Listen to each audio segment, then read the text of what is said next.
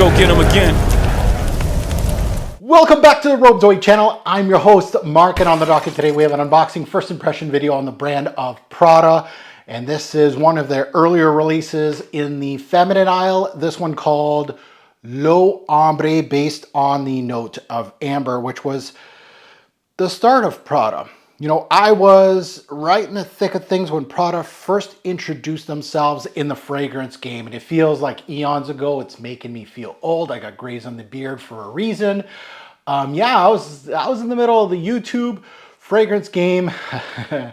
that young, early 20-year-old Mark kid that first discovered Prada Amber Prada when it was first released. And I still have my original bottle, quite a dent into it. For a guy that has a lot of fragrances, you know this dent means a lot. Prada started the game strong. They were going for the throne. And what do I mean by that is that brands like Carolina Herrera and Diesel and YSL and Gucci and stuff like that, like if you're looking at their track record in the 2000s, everybody's piggybacking on each other. Now, I'm not saying that Prada is using new ideas, but what they did is they made classy fragrances, clean fragrances, easy to wear, versatile, but they smelt high end. When I first smelled Prada Amber Prada, yeah, you could say it's synthetic in a bit, but it was clean, it was upscale, and it was really well done. Same with this one, Infusion d'Homme, which is another outstanding early release.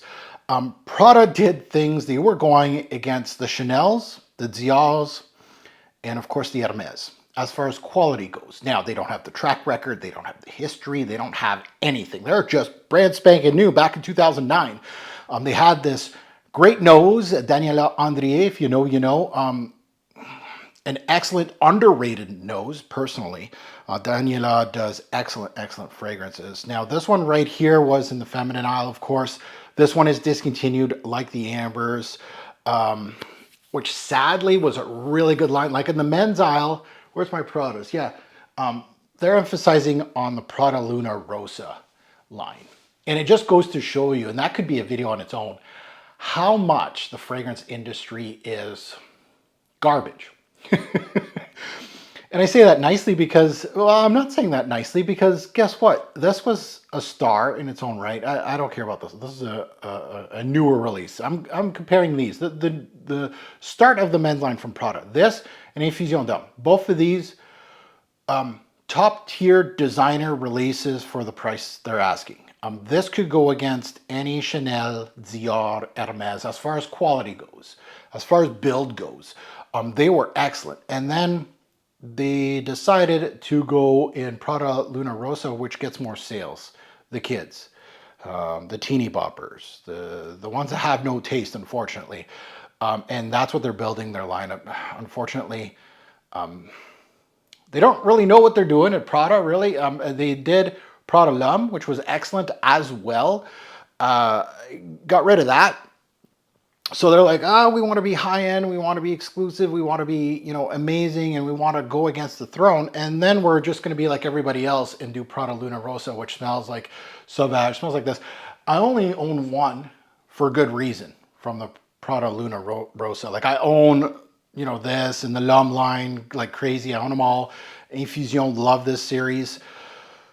So Prada, I don't know. In the feminine aisle, I don't know. I see Prada candy and stuff like that. Like, I don't know. They do stuff like this, and I'm assuming this is going to be good in regards that it's discontinued and it's kind of built upon this line on the feminine. I'm assuming it's going to be good.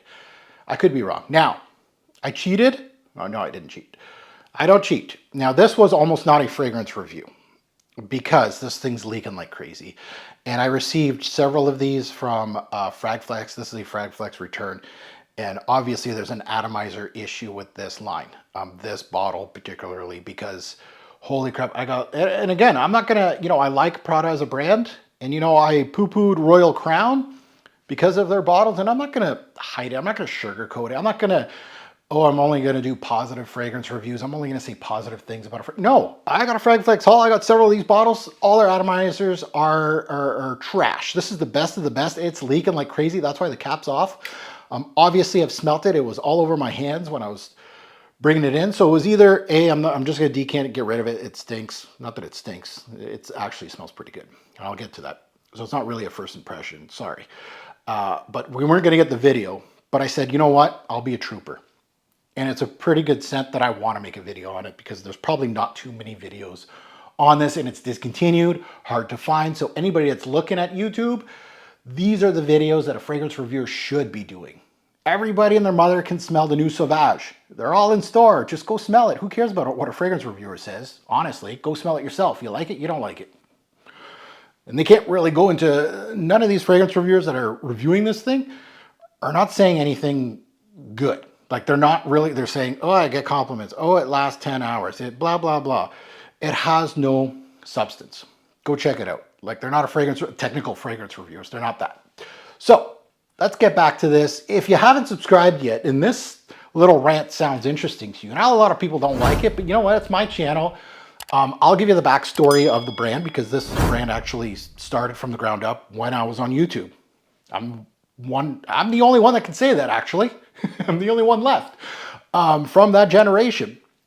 So no other YouTuber can say that. I seen this thing grow, and I bought this immediately when they released it, and I loved it. And I saw Prada grow as a brand.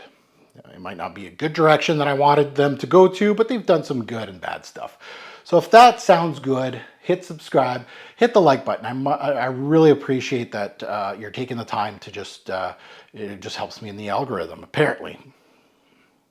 Take the time to hit like, I appreciate it. I'm taking the time to, you know, I should have like little rubber gloves here because this thing is leaking like a sieve. But let's take a look at the note breakdown. Let's see what this one's all about. And they do have this beautiful plaque, which is ruined now, but there's a plaque on the top here like it has on the side on the ambers. So it's really nicely done. I like the gradient black. It kind of looks like this guy's little sister, I guess. So in the note breakdown, we're seeing a lot of, you know, vanilla, Popinax, Ambrée Gris, rose, patchouli, and lemon. So whereas the amber, I'm assuming it's going to be in the vanillic back end there. And again, amber put on, I don't think they listed amber either, right? It was all about saffron, cardamom, patchouli, labdanum, right? Labdanum vanilla. A good resin, a Popinax, and vanilla makes amber, if you didn't know. So it was released in 2009. So again, it was released maybe in correlation with this one, maybe a little later, maybe. The nose, obviously, Daniela Andrier. Let's delve into it. Let's put this one on strip first, and then we'll put it on skin, and we'll see what the atomizer does. It was very finicky when I put it on. Yeah, you see that? Like that's what you're getting. So it's going to be hard to put it on skin, but at least I got something. Okay, let's sniff it out. And yeah, it smells like the early years of Prada. Clean, soapy, well balanced, well constructed, classy, inoffensive. The early years of Prada, a little powdery here, vanillic, yeah. It has that. Little bit of, I'm getting a little bit of that lemon, a little bit of citrus here off the vanilla, so kind of giving it a little bit of a yellow tinge, but mostly, if I'm looking at colors, I'm looking at mostly white, not black. Black and gold, not really into the play here. More of a white thing than anything. Very subtle as a scent, like these. It smells soapy, like these. Has a little bit of an herbal, and I don't see any herbal, like patchouli, I guess. It has like, I feel like saying rosemary, but it's not in there.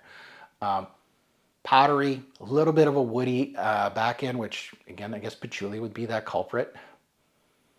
And there's something floral in here, not rose, like gardenia, like it's creamy.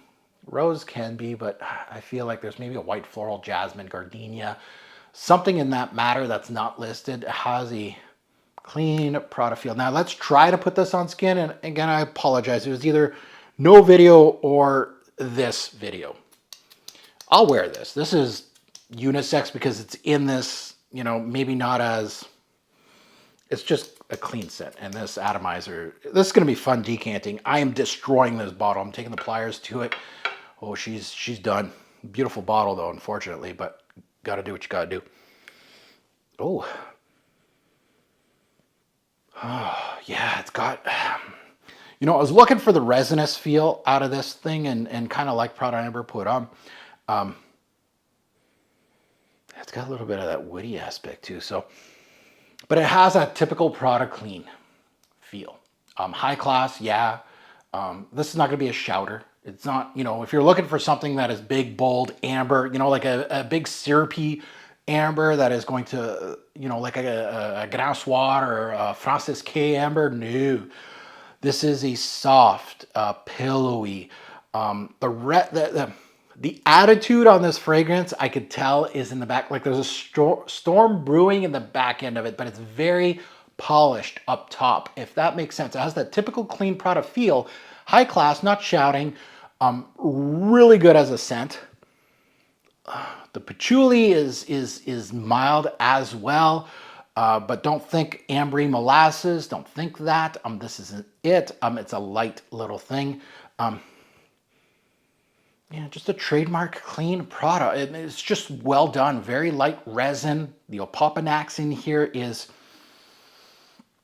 in the back end, and I really wanted, you know, I can't, you know, I want to decant a little bit for myself just to see what this back end is going to give me. I'm going to figure that out today. But you know what these have done in the fragrance industry, I feel like this is, it would probably be the worst one out of all these four.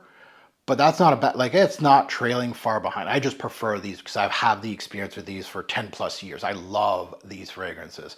The dents are proof.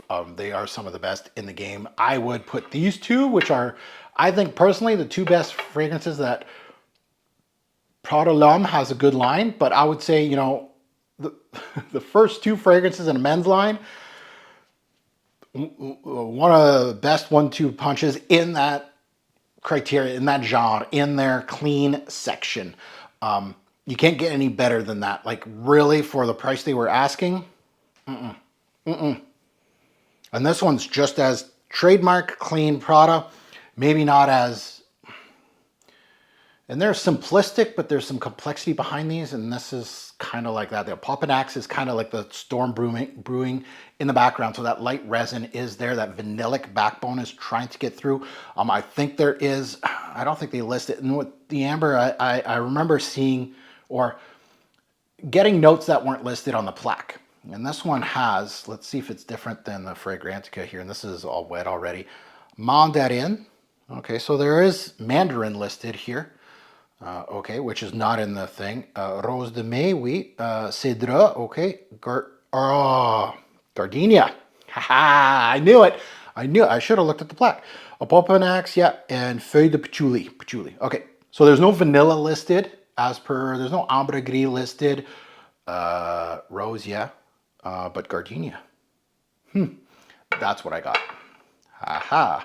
So, yeah, just a good scent. Overall classy. I wish the atomizer worked. It would make my job a lot easier, but I'm just going to destroy the bottle and hide the evidence. Yeah, good scent from Prada. Those early Prada years, yeah, you just can't. I'm going to airplane this thing. Yeah, it just, you can't beat it. I think these early Prada years were great. Right before they started introducing Prada Luna, like Luna Rosa Eau de Toilette was complete garbage. I smelt that thing at a duty free and I almost took the bottle and threw it. I almost threw it at the, I don't know, the diesel display. I was like, what is this garbage? Prada was like 10 for 10. They were just churning out great fragrances, classy fragrances, amazing fragrances. And I'm like, what is this synthetic garbage? Chucked it. That was the beginning of the end of Prada. Now, honestly, Prada L'Homme is great after the Luna Rosa, so I can't really poo-poo the brand that much. They don't know what they want to be. And I can understand a brand, you know, really, I'm thinking the sales aren't that great with these and that's why they're discontinued. And when you throw them a little bone, you know, we got to keep the brand alive, and Luna Rosa is selling, unfortunately. So I see why they do it. Now, I got this obviously from Fragflex, and again, there's bottle issues with this brand. So with this fragrance, now this is discontinued. I don't know, you know, I got several of these, all broken, all garbage. So I don't know if they have them on the website. I should have checked actually just to see if there is one, but you can use my code TFG10 on their website. You get 10% off. It's site-wide, so you don't have to buy this personally, but it is discontinued. And if it is on their website, I would suggest to snatch some up before it's all long gone, because I'm sure you can't really find this that readily available. Maybe you can. I don't know. I didn't do the research, but the atomizer is an issue. So you got to make sure the return policy is good. And apparently Fragflex return policy is really good. I don't know. Apparently I'm getting all these returns. Now that you heard my take, I'd love to see yours in the comments below. Good, bad, and the ugly on this fragrance, on Prada as a whole. I don't mind, whatever. You can agree with me, disagree with me, but I feel like this is a solid release in the female aisle. It's like a counterpart of these. And that's not a bad thing. Really, really good stuff. And as always, a great import fragrance will make a lasting impression. Choose your Prada release wisely. Thanks for watching, YouTube. Have a good one.